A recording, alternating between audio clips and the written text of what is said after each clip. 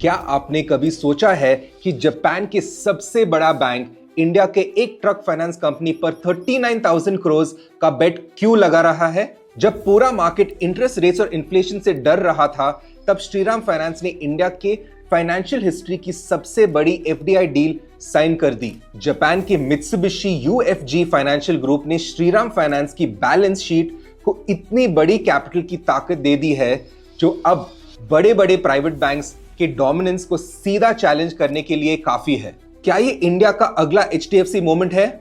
Let's find out.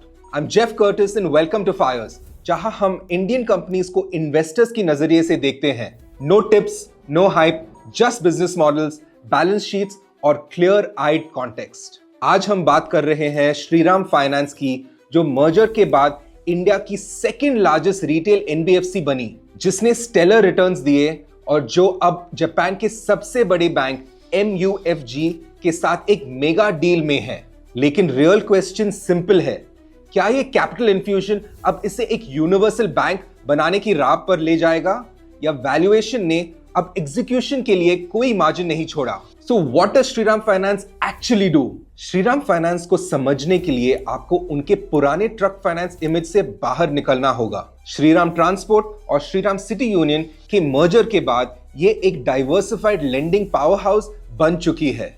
इनका AUM assets under management आज 2.81 lakh crore cross कर चुका है, जिसका मिक्स कुछ ऐसा है। कमर्शियल व्हीकल्स अप्रोक्सीमेटली 45% इनका कोर डीएनए है, जिसमें ये यूज्ड ट्रक्स के किंग है।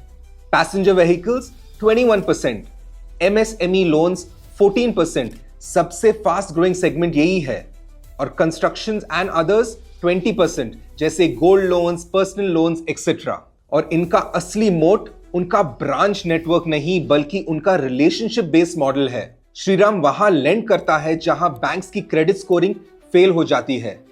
रूरल और सेमी अर्बन इंडिया के स्मॉल ट्रांसपोर्ट ऑपरेटर्स और बिजनेस ओनर्स के लिए ये लेंडर ऑफ चॉइस है। इनकी ताकत उनके कलेक्शन मैकेनिज्म है, जो डेटा से ज्यादा इंसान और भरोसा पर चलता है। Now let's deep dive and talk about the fundamentals. Profitability September 2025 quarter में पैट 2307 करोड़ रहा, जो ईयर ऑन ईयर 11% अप है। मार्जिन्स, जब बाकी एनबीएफसीज लिक्विडिटी की वजह से मार्जिन्स पर प्रेशर झेल रही है, श्रीराम ने अपनी नेट इंटरेस्ट मार्जिन्स 8.9% पर मेंटेन किए हैं। एसेट क्वालिटी, इनका ग्रॉस स्टेज 3 रेशियो 4.57% पर आ गया है, जो Q2 FY25 में ये 5.3% था। ग्रोथ, MSME लोन्स 25% और पर्सनल लोन्स 27% की रेट से ग्रो कर रहा है, जो इनके पोर्टफोलियो को डाइवर्सिफाई कर रही है। एग्जीक्यूशन सॉलिड है, बैलेंस शीट क्लीन हो रही है और कैश फ्लो स्ट्रांग है।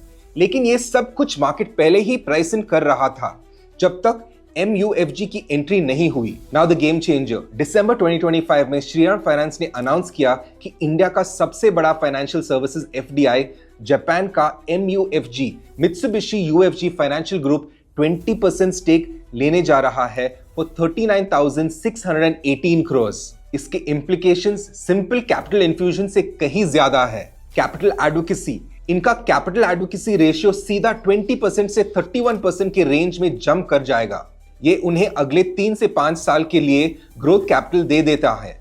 कॉस्ट ऑफ फंड्स, MUFG के आने से इनकी क्रेडिट रेटिंग री-रेट हो सकती है। अगर इनकी borrowing cost 50 to 70 basis points भी गिर गई, तो ये पूरा प्रॉफिट सीधा बॉटम लाइन में दिखेगा। Global tech and risk management, Shriram का रूरल टच और MUFG की ग्लोबल रिस्क टेक्नोलॉजी का कॉम्बिनेशन एक फॉर्मिडेबल मोट तैयार करता है। नाउ द बैंक क्वेश्चन, क्या ये एक यूनिवर्सल बैंक बनने की तैयारी है?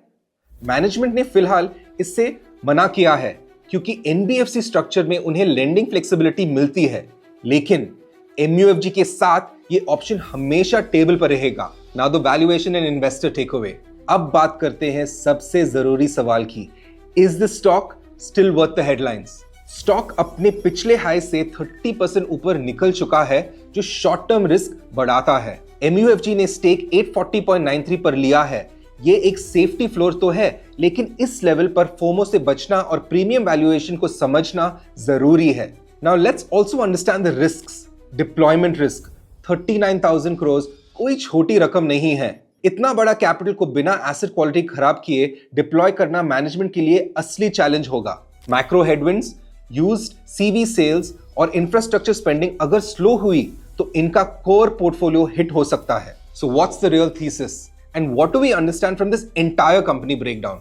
श्रीराम फाइनेंस अब एक हाई यील्ड रीजनल लेंडर से institutional grade financial powerhouse बन गया है। तो थीसिस सिंपल है, इनके पास इंडिया का डीप रूरल नेटवर्क है।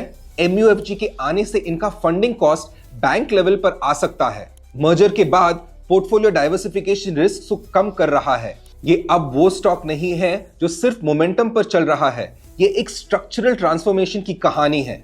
So let's summarize this. Shriram Finance has maintained superior margins, 8.9% in a tough market. 2. Secured the largest FDI in the sector through the MUFG deal. 3. Improved asset quality consistently. 4. But valuation now demands that they deploy this new capital efficiently without diluting ROEs for too long. There we have it. I'm Jeff Curtis, and that's the fundamental breakdown. No predictions, no calls, just context. अगर इस video ने आपको Shriram finance के नए अवतार को समझने में मदद की तो लाइक और सब्सक्राइब जरूर करें और मुझे कमेंट्स में बताइए, क्या आपको लगता है कि श्रीराम फाइनेंस को NBFC ही रहना चाहिए या अब बैंक बनने का सही वक्त आ गया है? Until next time, stay curious, stay disciplined. Fires for those who are born to trade. Investment in securities market are subject to market risk. Read all the related documents carefully before investing.